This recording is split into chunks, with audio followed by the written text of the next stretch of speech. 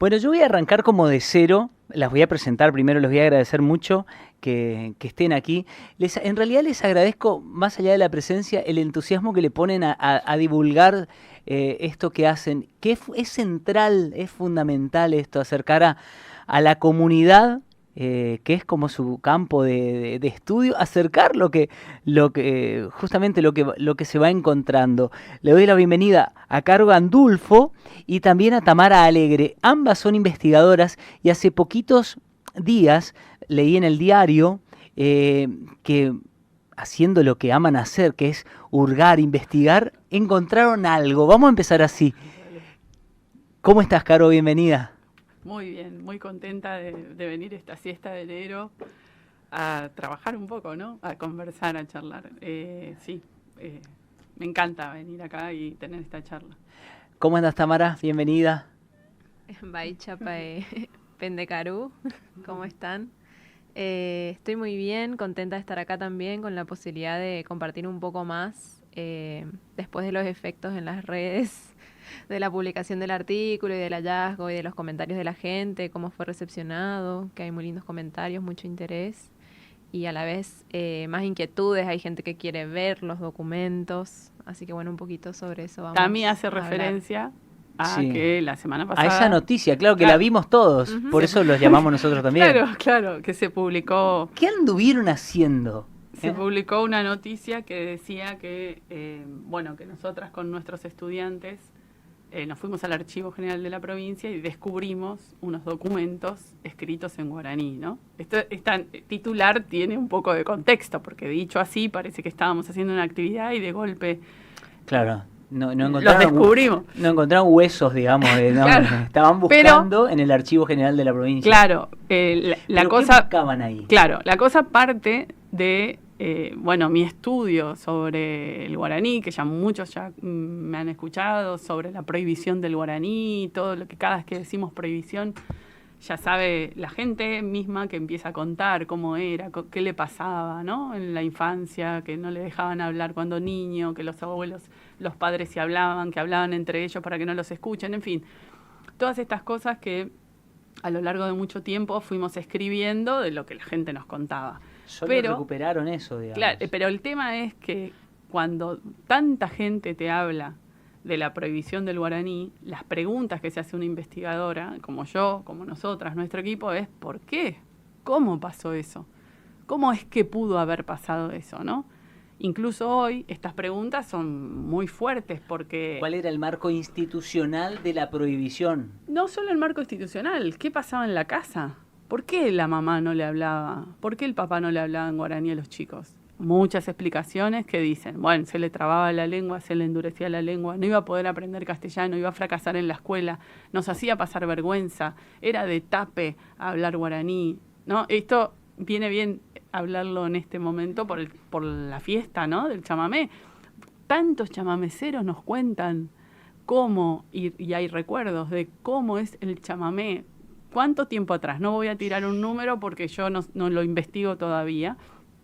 No estaba bien visto el que bailaba chamamé. Vos estás haciendo tu investigación y podés hablar. Se me paran los pelos porque hace poquito estuvimos con una investigadora en Buenos Aires también, Angélica Dorni, que trabajó una investigación sobre chamamé y cómo se buscaba eliminar la palabra chamamé y se imponía desde la industria del disco el término litoraleña. Y Ramona, en una primera etapa, una primera década de Ramona Galarza, ella investigó la obra de Ramona. No hablaban de chamamé en esa época. Litoraleña, bueno. No había acordeones, no había guitarras rítmicas, nada que te pudiera despertar un zapucay. Claro, entonces podríamos tener una hipótesis que es de o pregunta de investigación. ¿Cuál es la relación del guaraní y el chamamé a lo largo del siglo XX por lo menos? Para mí van de la mano, eso lo estamos investigando. Acá podríamos hablar horas y horas de memorias de chamameceras, qué sé yo, haciendo chamamé en bailantas, ¿no? En el Chaco, las veras me vienen a la mente, ¿no? Todas las cosas que ellas cuentan de esas, y ahí había guaraní. Totalmente. Esa gente hablaba guaraní, totalmente. La que bailaba el chamamé, la que cantaba el chamamé, ¿no?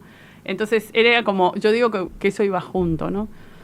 creo yo que el chamamé ha dado un paso adelante, la fiesta lo muestra, en fin, no voy a hablar de eso, que todo el mundo lo sabe y lo ve y lo vive, y con el guaraní tenemos que empezar a empujar. ¿El guaraní todavía no dio un paso adelante? De esta manera no. De esta manera no. No hablamos guaraní en esta entrevista. Claro. Si fuera así estaríamos hablando. Se habla muy poco públicamente todavía. Hay algunas cosas que están avanzando, ¿no? Eso es muy de estos últimos 10, 15 años. El año que viene este año se cumplen 20 años de la promulgación de la ley del guaraní. 28 de septiembre de este año, 20 años. Yo estuve aquella vez cuando la promulgaron en el Senado. 20 años pasaron. Yo no dejé de trabajar en esto. Entonces fui testigo de este proceso. Hay un cambio. Hay un cambio en muchos aspectos. ¿Dónde pero se pueden ver los cambios? hay un cambio, aunque nosotras estamos hablando en la radio sobre este tema, de que muchas veces hablas con gente que dice, sí sé, yo sé, soy bilingüe, ¿no? La mamá de Tami, pues, había sido que soy bilingüe, ese es el título de mi libro actual, digamos, ¿no? Qué hermoso eso. Entonces empieza a haber un reconocimiento de que sí hablamos, de que sí sabemos. Mucha gente no tenía ni memoria de que hablaba guaraní. Y hoy por hoy ves gente que empieza a estar orgullosa de eso, ¿no? Que tiene una actitud diferente. Ahora hay que pasar al salto de usar el guaraní, ¿no? De sentirnos así y de usarlo. Claro. Simplemente. De recuperar esa identidad, ¿no? Porque con el chamamé también, los mismos músicos, más allá de esta vinculación del chamamé con el idioma, el chamamé como género en sí mismo fue siempre asimilado a la orilla, siempre asimilado Exacto. a una cuestión más ligada a vergüenza. De hecho, lo viví yo siendo adolescente, siendo niño, que yo ya hago música de los 8 años. A los 12 años, mis propios compañeros de la escuela me decían, mira el chamamecero. Bueno, no estamos tan lejos entonces. No estamos lejos. Bueno, nosotros trabajamos con niños en la zona rural que unos 10 años atrás iban a hablarte el guaraní mirando para abajo, bajando la vista, si lograbas que te hablen en guaraní, si lograbas un intercambio en guaraní. En general, las primeras observaciones que nosotros tenemos o que yo tengo tienen que ver con estar en situaciones, por ejemplo, donde un niño se cae, se lastima, llora y vos lo abrazás. En ese momento podés escuchar guaraní. Eran los momentos que el guaraní también se me pone la piel de gallina. La fragilidad, ¿no? En esos momentos, ¿no? O la maestra antigua de la escuela, porque venía una mamá que no se podía entender en castellano. Entonces llamaban a la maestra antigua para que vaya y hable y pueda entenderse. Eso existía, digamos, y ahora eso tiene mucha más apertura, para mí, claro, de lo que observamos, ¿no? Vos llegaste a Corrientes y ya te quedaste, sos correntina acá y ya lo sabemos. Y en el caso de Tamara, tu curiosidad vinculada al guaraní, ¿cómo algo que era natural quizás en tu casa o no, te empezó a generar otras preguntas? ¿Cómo fue tu camino vinculado al chamamé como objeto de estudio? Esa es la pregunta. Porque, bueno, como correntina, nacida en este territorio y con familiares que hablan guaraní y que son también de zona rural de nuestra provincia. ¿De qué localidad? Arerunguá, de Verón de Estrada, Lomas de Vallejo, Itatí. Y bueno, siempre cuento que, como ahora soy antropóloga, mi etnografía surge de otra etnografía. La etnografía es el modo en que describimos y hacemos investigación en la antropología social. Entonces yo, siendo alumna de Ciencias de la Educación de la UNE, me encuentro con una profe que describe los usos del guaraní acorrentinado, decía el título de su tesis, y la frase del libro era entiendo pero no hablo. Entonces yo vuelvo, en ese momento tenía unos 20, vuelvo a mi casa y le pregunto a mi mamá, dándome cuenta que ella hablaba guaraní. ¿Volver a tu casa era volver a Arerunguá? Volver a mi casa en Corrientes Capital. Bien. Yo me cruzo del Chaco Corrientes, claro. Y le digo, mamá, ¿vos sabés guaraní? Y ella me dice, entiendo, pero no hablo. Mami, si estás escuchando, un besote. Capaz no escucha Silvia. Y entonces ahí empezó un camino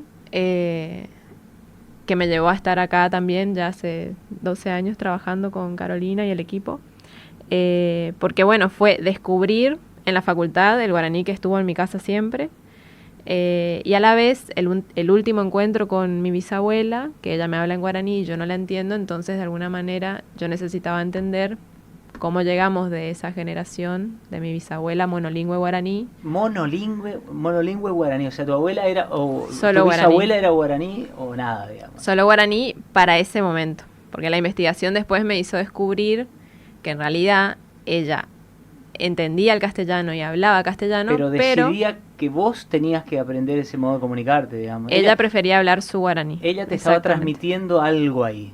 Sí. Era intencional esa elección, digamos. Exactamente. Y bueno, como fue un encuentro por cuestiones de salud, no teníamos mediadores ni intérpretes, entonces yo me quedo con esa angustia de haberme despedido sin saber qué me dijo. Y necesitaba, bueno, eso, entender qué nos pasó, digamos, como la transmisión lingüística familiar para llegar de esa situación a la mía. Tu bisabuela fallece. Fallece. A mis 20 años también. Y en ese momento ella te dedicó unas palabras finales que vos no supiste qué fue lo que te dijo. Exactamente, así es. Ahora lo puedo contar sin llorar, pero pasó un Tami tiempo. Tami tiene unos Sí. escritos maravillosos contando eso, describiendo eso, que es increíble y es muy, muy importante, muy necesario, porque yo creo que mucha gente que lee sus trabajos se identifican y pueden entender qué pasa, ¿no? Tus trabajos, después les voy a preguntar dónde Sí. están disponibles los trabajos, porque esto es genial. Como vos decías, hay mucha gente que dice, che, pero a mí me pasó lo mismo que le pasó a Tami. O ¿entendés? Esta vinculación. O sea que esa situación límite, ahí vos dijiste, no, acá tengo que hacer algo.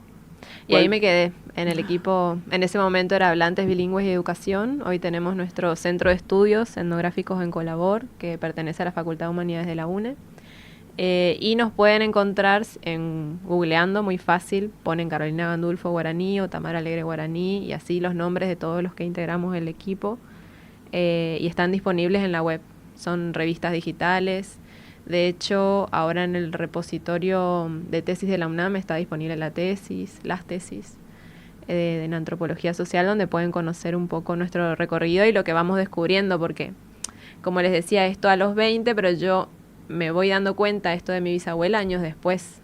Para el momento en que yo pienso mi situación, parecíamos un caso típico del discurso de la prohibición del guaraní, que había postulado eso Carolina en su tesis doctoral, de maestría en el 2006. Y después nos vamos dando cuenta que en realidad si yo estoy acá intentando hablar en guaraní, como empecé en el saludo, que dudo, pero lo intento, y la idea ahora es, bueno, estamos hace tanto tiempo en esto, es hora de que empecemos a hablar más también nosotras. Quiere decir que algo sí me transmitieron. Es como un poco ese el punto en el que estamos. Tengo una pregunta. Y, sí, sí. Perdón, Sí. termina. Tengo una pregunta que me resulta importante. ¿Por qué deberíamos hablar guaraní? Quiero saber eso, porque está bueno eso, porque hay mucha gente que quizás nos dice, no, pero mirá, ahora Luis, estamos hablando en español, lo entendemos bárbaro, entre comillas. Sí. Bueno, pues no sé cuánto no entendemos. Esa pregunta es muy importante. Nosotras podemos decir cosas, no tiene una única respuesta. Es una pregunta que nos tenemos que hacer. Todos. Yo voy a tirar una pregunta anterior y por qué nosotras estamos ahora con esta pregunta que vos planteás, Sí. ¿no? De por qué deberíamos hablar guaraní. En la investigación que hicimos con Tami, de sus familias, la de los documentos, pero sobre todo la de las familias que estudiamos el siglo XX, surge de esa investigación una generación, que yo le digo la de generación sub-30, que serían los jóvenes entre 20 y 35, ponele, esa generación, que tienen un cuestionamiento hacia la generación de sus padres y les dicen hoy, ¿por qué no nos enseñaron? ¿No? Esa pregunta es una pregunta que termina siendo política, ¿no? En el sentido de que hay un posicionamiento de una generación que le pregunta a otra generación. Es una pregunta social, ¿no? No es que a mi papá le hago esa pregunta. Se la estamos haciendo a una generación. Esa generación puede culpabilizarse o puede pensar en términos de cómo ellos resistieron también, porque esa generación, la de los padres, es la generación que sufrió el peso de la prohibición más fuerte. Y cuando digo más fuerte, ustedes, en sus recuerdos familiares, mucha gente lo sabrá, había castigos, había penitencias en el mejor de los casos, ¿no? No era simplemente una prohibición, no me hables el guaraní, no, era dura, ¿no? Piensen en niños que están en su ambiente, desarrollándose, jugando, aprendiendo, y son censurados, son castigados por hacer algo que son, porque hablar una lengua propia es ser de una manera. Entonces, eso es una cosa muy pesada que tenemos socialmente, de la cual me parece que hay que hacerse cargo. Hay como un miedo arrastrándose ahí, ¿no? Tras las generaciones. Sí, un miedo, dolor. Hay gente que habla de trauma, claro. Otra gente habla de sufrimiento lingüístico, en fin, hay muchas maneras de llamarlo. Pero entonces, ¿por qué habría que hablar, no? Entonces, creo que hay que pensar en que si no se habla el guaraní, se pierde. Cualquier lengua que se deja de hablar, se pierde. Y cuando decimos se pierde, se extingue. ¿Y qué se extingue junto a esa lengua? Esa es la pregunta que sigue. Entonces, ¿por qué no deberíamos permitir que se nos vaya el guaraní? ¿No? Como dice tu abuela. Que ella, cuando quiere hablar con sus nietos, pierde el guaraní. ¿No? Que se nos pierda el guaraní. Cuando quiere hablar con alguno de nosotros, pierde. Se le escapa. Entonces, ¿por qué deberíamos? ¿No? Es una pregunta que nos las tenemos que responder entre todos, que no es algo que nos podríamos responder solos, pero sí que si no la usamos se va a perder. El guaraní tiene una fuerza impresionante porque aún con toda esa prohibición de más de un siglo, o 2 o 3, depende de dónde queramos poner la primera, yo la pongo con la expulsión de los jesuitas, la primera prohibición que hubo, estamos hablando de 300 años, aún así vos tenés niños en la zona rural que hablan guaraní. Entonces, hay una persistencia, una terquedad, digo yo, ¿no? Una persistencia en la transmisión. Claro, eso es porque se sigue de sobrevivencia, se sigue usando. Pero si se dejara de usar, y eso podría ocurrir en el término de una generación, sí, ¿no? Podría ocurrir. O sea, estamos con esa posibilidad. Perderíamos parte de la forma de ser, perderíamos una forma de pensar alternativa. Vos sabés que, perdón, pienso, ¿no? Uno de los diarios de viajes de D'Orbigny, cuando anduvo por acá, bueno, él hablaba de que los españoles se vinculaban con la naturaleza a partir de nombrar solamente las cosas de las que se podía apoderar o de las que le representaban un peligro. A eso le ponían nombre. Y D'Orbigny decía, sin embargo, el guaraní tenía un nombre hasta para la más pequeña partícula de su universo. La nombraba el guaraní. El español solamente nombraba la víbora y nombraba o el yaguareté, que no sé cómo le habrá dicho, ¿no? Pero el guaraní tiene nombre para todo. Entonces pensaba eso, ¿qué perdemos si perdemos el guaraní? Perdemos una vinculación con el territorio. Pienso en Entre Ríos que el 80% de sus localidades tienen nombre guaraní, y a nosotros nos pasa casi lo mismo. Sí, es una región, ¿no? Nosotras estamos muy paradas en Corrientes y nuestro territorio es Corrientes, claro. Desde donde miramos las cosas, pero cuando vos mirás guaraní es una región muy amplia, impresionante, muy amplia, sí. Desde Bolivia a Brasil, Paraguay, Argentina, Uruguay. Es una región muy amplia, ¿no? Y creo que hay que pensarnos como región, en términos lingüísticos lo digo. O sea que lo pienso más allá de la cuestión poética, que podamos hablar desde lo poético, que el guaraní tiene una poética hermosa, el modo de describir el mundo del guaraní es hermoso. Pero pienso en términos de este planeta que requiere de perspectivas que que integren a él. Nada más integrado que un guaraní a su propio espacio. Ese modo de ver la naturaleza y de ver su relación con la naturaleza es lo que necesitamos hoy. Es lo que muchos de nuestros pueblos originarios nos están mostrando hoy. Que es por ahí quizás el camino, ¿no? Perdemos una forma de ver el mundo que sería completamente original, en guaraní. ¿no? Entonces vos perdés una forma de ver el mundo en un mundo donde, sin entrar en ningún detalle, nos damos cuenta que no lo estamos pudiendo resolver. No, es como, digamos, aparte, que no nos alcanza el inglés y el castellano, No, que parece no. que con eso solo las soluciones no están a la vista. es que parece que cada vez nos pensamos más afuera del mundo. Es como que el mundo y nosotros, que ese pensamiento, digamos, capitalista, porque hay que decirlo, surge a instancias Ujú. a instancias de los procesos de producción que empezaron a ver el mundo como un recurso nada más. Ujú. Entonces cada vez está Sí, nosotros y el mundo. ¿Cómo nos apoderamos Ujú. del mundo? Es la pregunta. Y el mundo te está diciendo, no, pará, ya no va más esto.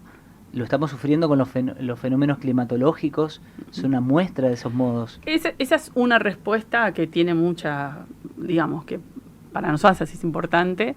Otra respuesta es nuestra memoria, la memoria de un pueblo.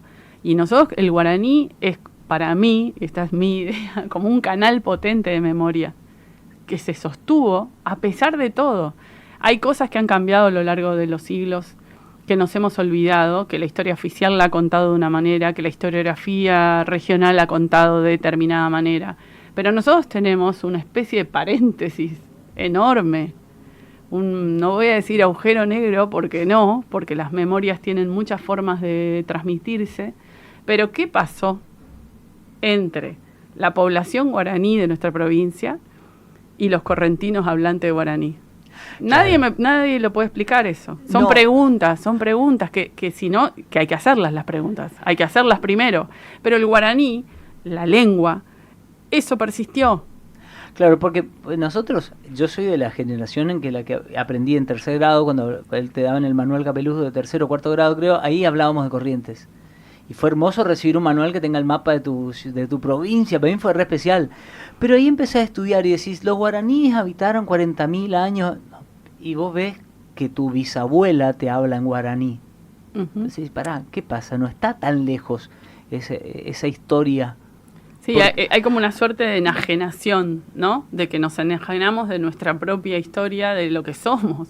Eso es muy fuerte en términos subjetivos, en términos colectivos, sociales. Una lengua, cualquier lengua, no es solo la nuestra, el guaraní porque es la nuestra, pero digamos, cualquier lengua reporta eso a las personas, ¿no? Esa relación consigo mismo, con su memoria, con sus tradiciones, con sus historias, porque a través de la lengua van, como vos dijiste, un montón de contenidos que tienen que ver con cómo yo me relaciono con el mundo, pero también van un montón de contenidos que son de nuestra propia subjetividad, de quiénes somos, de nuestras memorias, de nuestras tradiciones, de eso que somos, ¿no?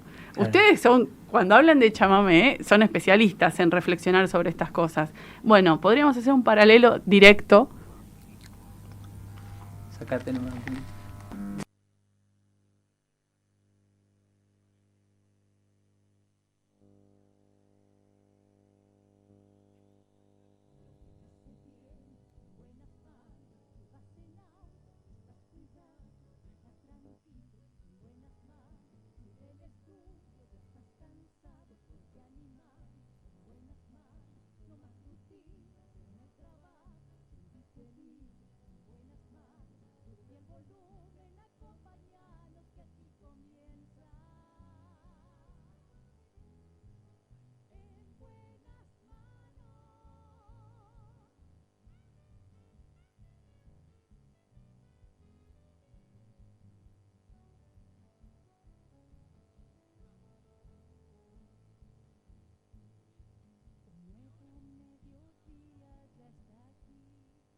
Investigador cuando se le presenta esta pregunta, ¿a dónde va? Vamos por ahí. Estamos, ¿no? Estamos al aire de vuelta. Esto es enero. Enero nos sorprende con estas que pueden ser o bajones de energía o por ahí pensando el tema que estamos hablando. De energía. Por eso yo pienso que puede ser una subida de energía también por este tema. Bueno, pensaba para recuperar la charla, la conversación. Se encuentra con esta pregunta, che, pero no puede ser que nosotros tengamos gurises hablando en los parajes o en localidades como San Luis del Palmar, ahí nomás te vas un poquito y ya se habla en guaraní, Sí. chicos hablando guaraní. ¿Y qué pasa? Porque seguimos contando la historia de que los guaraníes habitaron miles de años atrás. Se encuentran con ese paréntesis. ¿Cómo lo aborda un investigador? Bueno, nosotras somos antropólogas, ¿no? Entonces, las preguntas, eso quiere decir, ¿qué quiere decir? Que nos hacemos determinadas preguntas, ¿no? Y convocamos a otros, muchas veces a los historiadores también, que tienen otras preguntas, ¿no? Pero es como que esto tiene que ser una cosa muy colectiva. Pero nuestras preguntas iniciales fueron esto que yo les decía: ¿cómo es que se arma una prohibición? ¿Cómo es que esto puede pasar de esta manera? Entonces, hay distintas formas desde nuestra disciplina de responder estas cuestiones. Lo primero que hicimos, que fue como la primera época de la investigación, es como yo siempre digo, tomamos una foto, describimos la situación del guaraní en la provincia, que era cómo habla la gente, cómo lo usa, la prohibición, el cuento de la prohibición, los relatos de la prohibición, era como una foto. Pero después dijimos, vamos a armar la película, ¿no? Queríamos un poco más entender cómo eso había pasado. Entonces hicimos distintas cosas. Nos fuimos para atrás, desde el presente. Entonces, primero fuimos siglo XX. ¿Cómo abordamos el siglo XX? Entonces hicimos, por ejemplo, una historia institucional en una escuela rural, en Colonia La Lisa, que trabajamos muchos años con los chicos de esa escuela. ¿Dónde queda la colonia? San Roque, al lado de Pando, de Colonia Pando. Colonia La Lisa, en la escuela 216 trabajamos mucho tiempo, durante los años 2011, 12, 13, 14, 15, por ahí. Y ahí, con los chicos de la escuela y con los maestros, hicimos una historia institucional. La escuela había sido fundada en el 63, 60, por ahí. Entonces, hicimos una historia institucional. ¿Qué había pasado en la historia de la escuela? Hablamos con los directores jubilados, con los pobladores, exalumnos.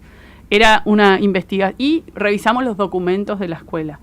Pero decíamos, no, más atrás, ¿cómo hacemos? Entonces ahí, acá está Tami, hicimos una investigación con la familia de Tami y con la familia de Guada Quirós en San Miguel, hicimos, que también es investigadora del equipo, y ahora ella puede contar los detalles, pero armamos 2 estudios para ver cómo se había producido la transmisión intergeneracional prácticamente en todo el siglo XX, porque los abuelos, estamos hablando que nacidos en 2015, en el 15, una cosa así, y ellos recuerdan a sus padres, claro, a los padres, tíos, a quienes los hayan criado. Y eso se hizo con unas entrevistas colectivas, familiares. Ustedes imagínense, domingo. Hermoso. Almuerzo de domingo, largo, termina mate, pastelitos, bueno, conversación que grabamos, que filmamos, como 5 o 6 horas de conversación. Y la clave estuvo en, yo creo que 2 cosas. Una, que las investigadoras fueran miembros de la familia. Claro. Esa es una de las claves del modo en que hacemos investigación nosotros, con investigadores nativos. Y la otra clave era que todas las generaciones estaban juntas para la conversación, desde los niños chiquitos que andaban haciendo lío, corriendo por ahí, hasta el bisabuelo o el abuelo, bisabuelo en el caso de Tami. Una rueda como se armaba la rueda en las casas. Bueno, pero en general la conversación sobre el guaraní no se da, porque en general la transmisión no se da, intergeneracionalmente. Vos hablas con tus compinches, los tíos hablan entre sí, los abuelos se van a tomar al mate allá atrás y se ponen a hablar en guaraní entre ellos, y los chicos corren y ¿por qué sucedía eso, no? Bueno, y por eso hicimos este tipo de diseño metodológico. Es como quien aprende las malas palabras. Uno aprende las malas palabras con su generación, digamos. Exacto. Bueno, entonces... Y fíjate, ¿no? El guaraní como mala palabra. Necesitábamos hacer ese cruce de generaciones para entender no solo lo que decía una generación, cómo la otra generación recibía lo que decían. Y ahí se armaban momentos tensos de generación a generación, digamos, de una generación dando explicaciones, otra generación pidiéndolas, ¿no? Fue muy interesante ese trabajo, duró bastantes años, después hicimos unos talleres, entonces hicimos un diseño metodológico para trabajar la transmisión, la memoria oral de la transmisión intergeneracional del guaraní en el siglo XX. Y después queríamos ir más atrás. Bueno, ¿cómo? No tenemos testimonios vivos, no tenemos testimonios orales, no hay un archivo oral que vayamos a ver qué decía la gente en aquel momento. Entonces vamos a los documentos. Claro, estamos hablando del 1800 ya, sí, y antes. y antes. Estamos hablando desde la colonización, desde la primera normatización del guaraní y de los documentos que hay, más o menos lo primero que encontramos es del 1500, 1600, que es las cosas que hizo Bolaños en Itatí, que él no traducen, porque en ese momento, aparte, inventan, ¿no? Tienen que normatizar la lengua, inventan una gramática y escriben unos primeros catecismos, porque era imposible evangelizar a la gente si no se les hablaba su lengua. Claro. Bueno, entonces los misioneros franciscanos son los primeros y después los jesuitas, quienes aprenden el guaraní y quienes lo escriben y lo empiezan a escribir. Claro. Pero después eso, y eso no se sabe mucho, pasa a los indígenas guaraníes. Los indígenas guaraníes escribían. Eso no se sabe y eso no se dice. Ya a partir de, digamos... Las misiones. A partir de los diccionarios que empezaron a generar los misioneros. Sí. Porque, escribían documentación oficial. Por las dudas, para compartir con la gente que nos está escuchando, el guaraní no tenía necesidad de ser escrito. Como todas las lenguas, Luis. No tenía necesidad hasta que la tuvo. Quiero decir... Claro, y fueron los jesuitas quienes generaron esa sistematización. Los franciscanos primero, los jesuitas después. Y ahí el guaraní que hoy nosotros leemos, cuando leemos Uberá, por ejemplo, leemos que alguien buscó la manera de escribir esa palabra que antes era solo una palabra. Bueno, nosotros, porque no estamos acostumbrados a esa reflexión, es lo mismo en el español, exactamente. Todas las lenguas hacen el mismo proceso. El tema es que como el español lo hizo mucho tiempo antes y nosotros no nos podemos a discutir, simplemente aceptamos lo que dice la Real Academia de la Lengua, o no, algunos no lo aceptan, no importa. No tenemos esa reflexión. Entonces parece que la tenemos con el guaraní. Entonces el guaraní es una lengua oral. Todas las lenguas eran orales. Tienen un origen oral, algunas se han mantenido orales y otras, muchas, la gran mayoría, de las lenguas pasan a la escritura, al sistema de escritura, ¿no? Y con el guaraní pasó muy tempranamente. Eso es lo impactante del guaraní, que no sabemos. Hay que pensar que, por ejemplo, la presencia jesuítica fueron 200 años, sí. Y en esos 200 años, digamos 300 años, que en términos de la historia de un pueblo es nada, se generó toda una sistematización también. Sí, y se escribió mucho. No solo se escribió, se publicó. Se publicó. Las imprentas acá y en las misiones. Y recientemente, y acá llegamos al tema de los documentos, se empiezan a descubrir documentos en archivos de todo el mundo. De todo el mundo. Uh-huh. Y de eso... nosotras no somos especialistas, porque nosotras somos especialistas para ir al campo, a la escuela, hablar con la gente, claro. Pero nos metimos porque necesitamos hacerlo. Claro, ustedes se tuvieron que meter hicieron el camino contrario del antropólogo, que va al campo. Ustedes dijeron, no, hay que ir a los documentos. Fuimos a los documentos para poder entender, y ahí conocimos gente que está trabajando en esto. Lo que quiero decir, lo que yo escribo, digamos, sobre lo que yo escribo es que hasta tanto uno y socialmente no consideramos que pueden existir, no los buscamos, los documentos. ¿Y cuándo consideraron que podían existir estos documentos? Recientemente, estoy hablando de este siglo. Recientemente se conciben más y en la disciplina, en la ciencia también, porque son recientes los descubrimientos. Entonces, no sé, uno de los documentos que es un suceso que se está analizando es un manuscrito a mano, que está en el archivo del Museo de Luján, en la provincia de Buenos Aires, que habla sobre la vida cotidiana en las misiones. No es un documento oficial, habla de cómo era la vida, de cómo curaban las enfermedades, de las fiestas, de los juegos. ¿Se sabe quién lo escribió? No se saben los autores, hay hipótesis, por la caligrafía, y a la vez hay copias de esos manuscritos, o sea, gente que se encargaba. Sí. Y por ejemplo, de Luján estiman que son 3 los autores, y que son copias de otros y van uniendo partes. Entonces ese manuscrito que es Diálogos en Guaraní en Luján, hay otra copia en Alemania, que es el manuscrito de Gulich. Bueno, eso sabía de ese yo. Ajá. Y bueno, hay gente que se dedica a buscarlos y hacer las traducciones de esos documentos para que estén accesibles también a historiadores, a antropólogos. es todo algo que se está haciendo, o sea, vienen ya hace 20 años, como Carolina dice, pero es un laburo de mucho tiempo, lleva mucho tiempo, tenés que especializar en entender el guaraní reduccional, que es como aprender otra lengua también, no es el guaraní tal cual como se habla hoy. Claro, es como el castellano antiguo. Sí, de esa claro, misma época esas también. diferencias. Todas las lenguas van cambiando a lo largo del tiempo y el guaraní no es ninguna excepción.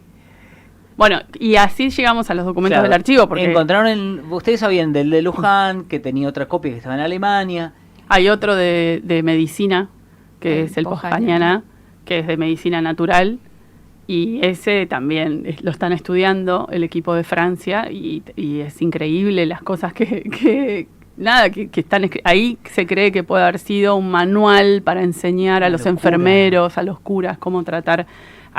Hasta ahora lo que se sabe es que hay medicina tradicional guaraní, pero también medicina occidental, la que habían traído de Europa. O sea que hay como una enseñanza ahí mutua. Un compendio ahí. Sí. Bueno, nosotras no somos especialistas en esto, ahora les contamos porque a nosotras nos súper interesa y nos gusta y qué sé yo, pero lo que nosotras pensamos el impacto que estos documentos, y es lo que nos interesa ver, tiene sobre nosotros hoy. Y cómo estos documentos, más allá que entendamos lo que dicen, lo que no dicen, sabemos que existen y nos cambia la mirada sobre el guaraní, que es un guaraní que se escribía tempranamente, que tiene el estatus de cualquier otra lengua, que puede servir para toda la vida, que uno podría desarrollar su vida en guaraní si quisiéramos, ¿no? Claro. Entonces esos documentos los estamos mirando nosotras más en ese sentido, ¿no? Acá tenemos ¿Y listados. quién les pasó el dato Sí. de que podría haber algo aquí en el archivo de la provincia? ¿Cómo surgió esa idea de ir hacia ese espacio?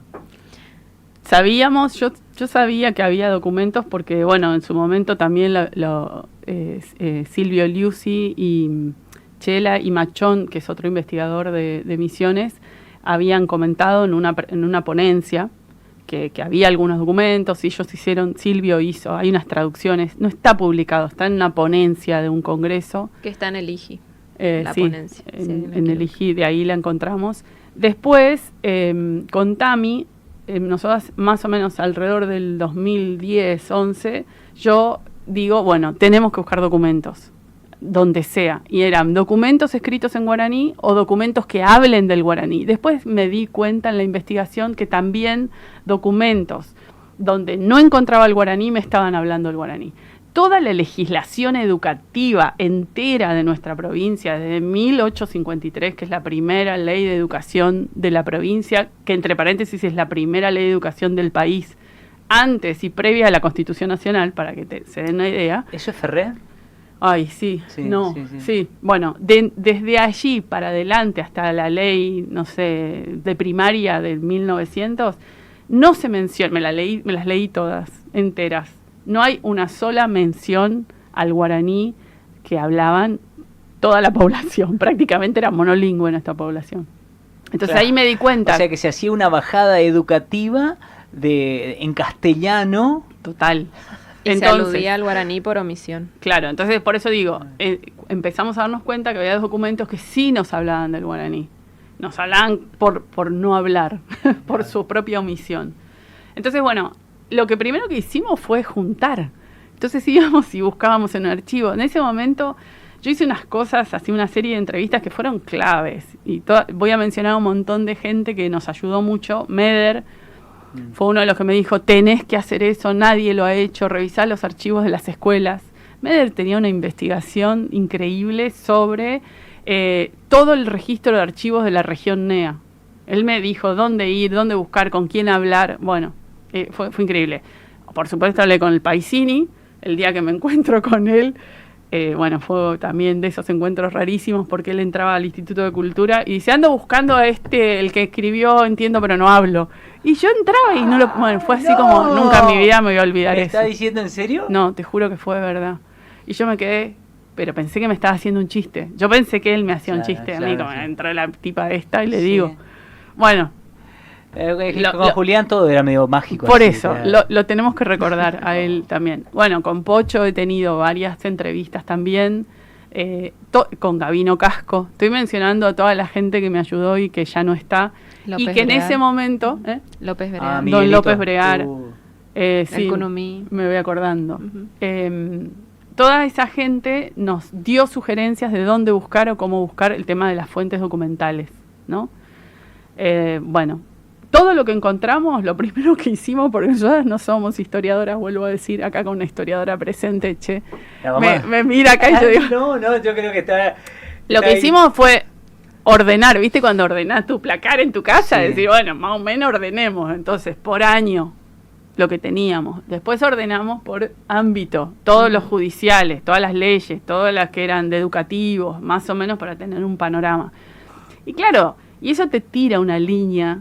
Interpretativa. Claro, como que, que para se publicaba. nosotros fuimos dándole como un carácter interpretativo de cómo eso iba cambiando a lo largo del tiempo y marcamos algunos. Todos los viajeros, vos lo mencionaste a D'Orbigny, hay otros, los hermanos Parrish. Sí, bueno, los Parrish. hay esa época es los viajeros, después ahí prácticamente no tenés documentación. Está el archivo. Che, alguien dijo, Tami empieza a buscar en las redes, lo ubica Cristian Salinas. Que ¿no? nos conocíamos del ámbito de la fotografía social.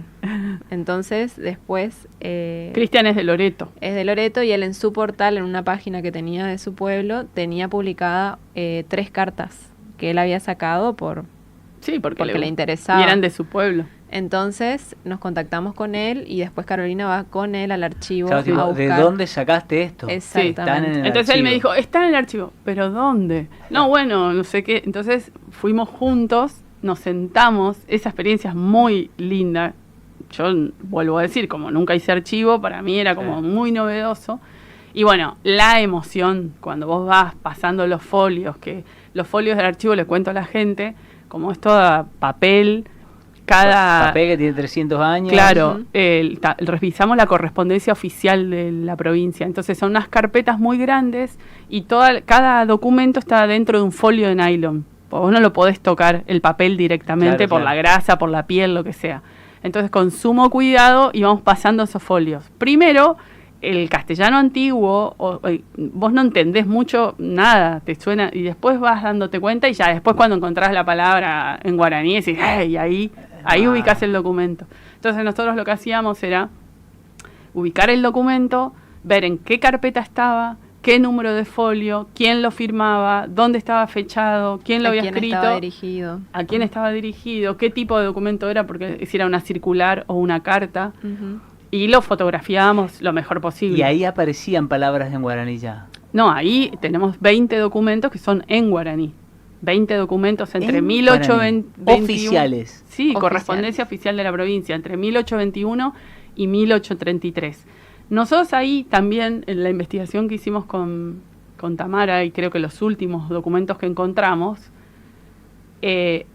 la gente de Francia, el equipo con el que estamos intercambiando y que vienen descubriendo otros documentos, tenían documentos hasta 1831 y en sus publicaciones decían que existían documentos hasta 1831 y nosotros le extendimos un par de años. Ah, claro, 10 años más. Eso si querés de descubrimiento sería como, en 10 años. ciencia es muy importante. 10 eso. años más es un montón. Por eso, es muy importante ese periodo porque se considera que a partir de ese año prácticamente no hay escritura oficial en guaraní. Y nosotras ahora decimos, no hemos encontrado aún escritura oficial en guaraní. No decimos más, no hay. Todavía eso Claro. no se encontró, no se sabe todavía. Y eso es muy importante porque, bueno, puede haber. Qué locura, o sea, es muy emocionante pensar, digamos, que la lengua oficial, porque, a ver, cuando hablamos de escritos oficiales, se elige una lengua, se la oficializa de esa manera. Y sí, nuestra lengua supuestamente no, pero las leyes no, pero hay una ley que dice que el guaraní es la lengua oficial alternativa de la provincia de Corrientes. Claro, pero eso es la ley que tiene 20 años. Y bueno, sí. Pero lo que digo, De hecho era oficial. de hecho era oficial. Claro. Estamos hablando de documentos de 1820, Sí. 21. Que era entre dirigentes Sí. de las comunidades Sí, de corresponde. Loreto, San Miguel, dirigida a los dirigentes de la capital. capital. De la capital de Corrientes. Exponiendo sus pesares, las necesidades. Eso hasta claro. lo que entendimos. Hasta lo que entendemos. Eran mails, digamos, se mandaban Claro, correos. la correspondencia. Qué Sí, locura. sí, sí, sí. Y los apellidos de los que firman en ese momento seguían siendo en guaraní. Eso es otro dato, ¿no? Guayaré, Irá, Catay. Catay. No me quiero equivocar, pero por ejemplo, creo que lo conocerán a Tato Ramírez, Sí. al querido Tato, que hoy dio una charla sobre Sí. acordeones muy linda en el museo. El apellido de Tato no es Ramírez. El apellido de Tato es un apellido guaraní, pero cuando los institucionalizaron vía registro, ahí alguna autoridad del registro Sí. les metió el Ese apellido. es un dato que no pude yo nunca, bueno, ahora capaz lo digo y alguien lo puede saber, pero con Pocho lo buscamos. Sí. Entre Pocho Roch y Piñeiro, buscaban, cuando encontraban cosas me llamaban y me decían, Caro, no sé qué. Bueno, yo andaba buscando la fecha porque Pocho me había dicho que era el 1846, ahora no me acuerdo, 56, el momento en el que cambian los apellidos, que hay una, según él, una ordenanza, bueno, esa ordenanza Todavía yo no. busqué, no No lo encontramos. encontrás todavía. No encontramos. Hay una referencia en un texto que él me pasó Pujol era el gobernador. en el gobierno de Pujol. Pujol. Ujú. Hay una referencia de un autor a un pie de página, o sea, no llegamos a la norma.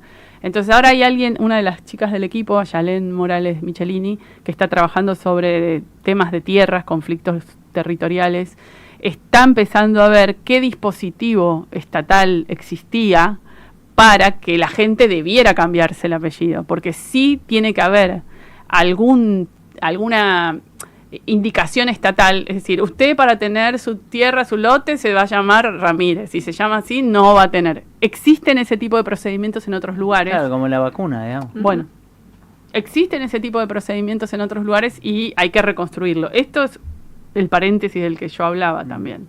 Es decir, cuando nuestra gente deja de asociarse o de tener una afiliación indígena a decir que soy correntino. Eso no está estudiado, ni por la historiografía, ni por la antropología. Yo lo único que hice, que es una base recién, es este camino de los documentos.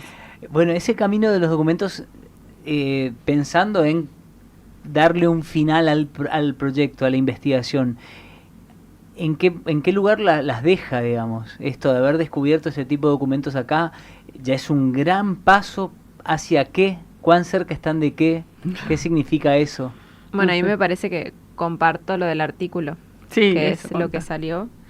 Esta nota del diario, que lleva a responder, creo, un poco la pregunta, es una nota que difunde un artículo que publicamos con Carolina sobre el proceso de instalación del profesorado de guaraní en Ituzaingó y de cómo, a partir de la investigación doctoral de Carolina, armamos el seminario Historia Social de la Lengua Guaraní y yo lo llevé adelante el año pasado.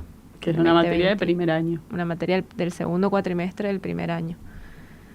Para llegar a eso, en el 2021, la llaman a Carolina para pedirle un asesoramiento en la elaboración del diseño curricular de la carrera, que en ese momento era Valeria Solís, una exalumna que, como yo, conoció el trabajo de Carolina en la facultad. Y ahí Carolina arma la comisión, donde estábamos varios del equipo y otros profes de guaraní que conocemos, para pensar qué necesitaba un profesor de guaraní de Corrientes.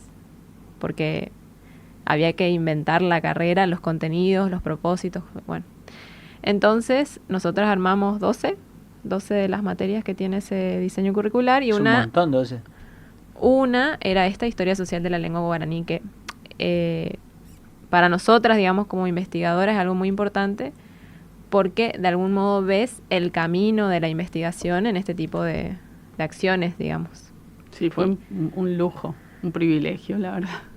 Entonces ahí el hecho de poder después no solo pensar, por ejemplo, este seminario, sino llevarlo adelante, también es todo probar, experimentar. Ella fue la profe, o sea, hicimos la investigación de los documentos, ella me ayudaba en aquel momento a buscar documentos, yo escribí en mi tesis doctoral un capítulo. Con ese capítulo hicimos la materia Historia Social de la Lengua Guaraní. La primera profe que dicta esa materia es Tami, y yo era la coordinadora de la carrera, en el primer año de la carrera. Entonces, en la propuesta de ella, de cómo llevar adelante la materia, siempre lo pensó, aparte, los tenemos que llevar a ver los documentos. Claro, los tenemos que llevar a verlos. Claro. O sea, vos le podés enseñar un montón de cosas, pero nosotras tenemos, y sobre todo Tami, esa obsesión porque la gente mire los documentos, vea los documentos. Bueno, vamos a organizar algo y organizamos un proyecto para traer a los estudiantes acá. ¿Por qué? ¿Qué impacto te generó a vos eso? Porque, a ver, Sí. es como que vos querés compartir con alguien lo que para vos significó algo muy Sí. importante, ¿no? Y a mí, yo tuve impacto con las dos situaciones, con la oralidad y con la escritura. Y voy a empezar por la oralidad porque fue lo que me pasó antes. Cuando yo me encuentro con un niño en el paraje Costa Grande de San Luis del Palmar que hablaba en guaraní, yo nunca vi niños hablar en guaraní. Yo conocía la investigación de Carolina, pero hay algo en esto que explica a ella que se constituye subjetivamente nuestro modo de ver, de escuchar, de sentir, que me sorprendió y me impactó de tal modo que yo volví reconmovida por esa situación de solo haber escuchado a un niño que decía opitá camioneta, porque se quedó la camioneta en la que estábamos viajando, y que cuando yo le pregunto qué dijiste, que se quedó, me dijo así todo bajito, pero es como que él cambió su actitud. Entonces, ese asombro, esa sorpresa también pasó con el documento. Es como que no puedes creer hasta que dispones, digamos, como, no sé, los sentidos o la actitud de escuchar. Hay como un movimiento en uno.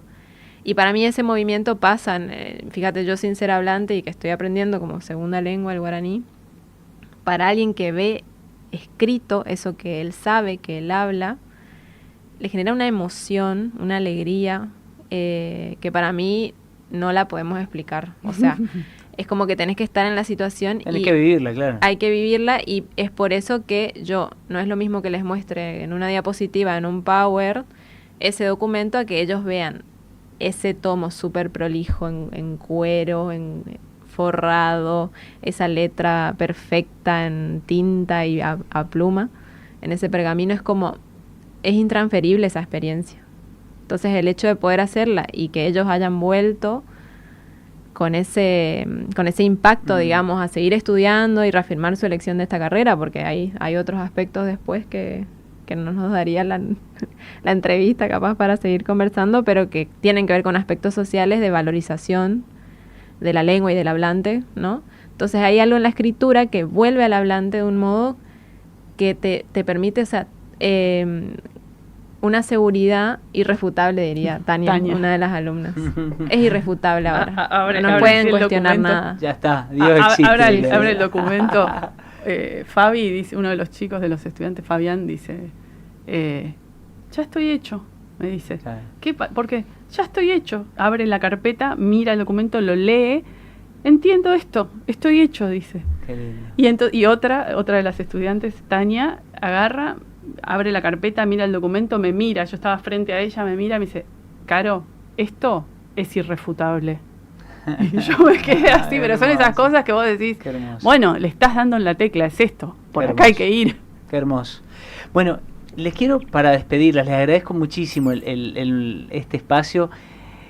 Pienso en términos justamente del momento que estamos viviendo, de ese recorrido que hicimos como pueblo para que hoy nuestra música sea patrimonio de la humanidad, que eso es darnos permiso para sentirnos orgullosos de algo. Uh-huh. Cuando uno tiene algo que lo atesora y lo puede compartir sin miedo a que se agote, uh-huh.